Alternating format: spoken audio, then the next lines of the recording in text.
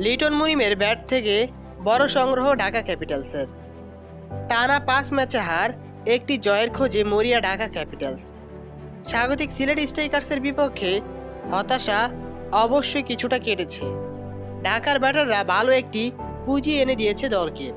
লিটন দাস আর মুনিম শাহরিয়ার জোড়া হাফ সেঞ্চুরিতে ভর করে 6 উইকেটে 193 রান বড় সংগ্রহ করে ঢাকা। অর্থাৎ জিততে হলে সিলেটকে গড়তে হবে 194 রান। টস জিতে ব্যাট করতে নেমে প্রথম ওভারে ধাক্কা খেয়েছিল ঢাকা। তানজিদ হাসান তামিম 4 বলে 6 রান করে কর্নওয়ালের শিকার হন। তবে এরপর দ্বিতীয় উইকেটে 91 বলে 129 রানের জুটি গড়ে দলকে বড় সংগ্রহের দিকে নিয়ে যান লিটন কুমার দাস ও মুনিম শাহরিয়ার।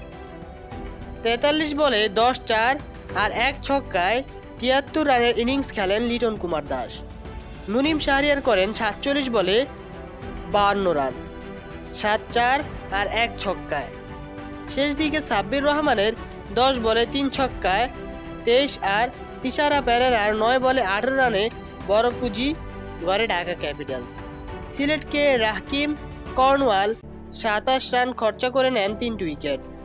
একটি করে উইকেট শিকার করেন তানজিদ হাসান তামিম ও রিস টপলের। যারা চ্যানেলটা এখনো সাবস্ক্রাইব করেনি তারা চ্যানেলটা এখনো সাবস্ক্রাইব করুন এবং পাশে থাকা বেল আইকনটি বাজিয়ে দিন। ধন্যবাদ।